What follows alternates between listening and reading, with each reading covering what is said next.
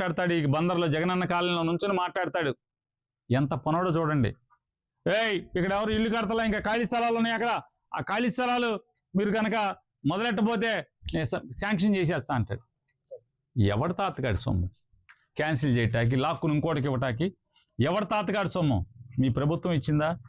అందుకే మీలాంటి దుర్మార్గులు, మీలాంటి కీచకులు వచ్చి చెరబడతారనే చంద్రబాబు నాయుడు లేదా ఇట్లాంటి కీచక మంత్రులు దుర్మార్గమైన ఆలోచనలలో వస్తారనే జగన్మోహన్ రెడ్డి గారు ముందు చూపుతోనే వీటన్నిటికీ తాళాలేసేటి పెట్టాడు. అయ్యా మంత్రి గారు, హీన బుద్ధి మానుకోండి, చిన్న బుద్ధిని పక్కన పెట్టండి, మారండి. అందుకే ఎవరైతే బందర్ ఎమ్మెల్యే ఈ రాష్ట్రానికి మంత్రిగా ఉన్న ఒక అతను పేదవాళ్ళని జగనన్న కాలనీలో ఇళ్ల స్థలాలు తీసుకోవాలని బెదిరిస్తున్నాడో ఆ పేదవాళ్ళందరికీ చెప్తున్నా, మీరు లెక్క చేయబాకండి అతని మాటల్ని.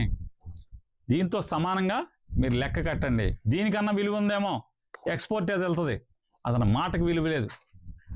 దీనికన్నా మనం గుండు చేయిస్తే ఆ గుండు చేయించుకున్న దానికన్నా విలువ ఉంది. ఎవడో ఒకటి పాట పాడి విగ్గులు చేయటానికి ఫారెన్, లండన్, బొండను అక్కడికి ఇక్కడికి పంపిస్తారు.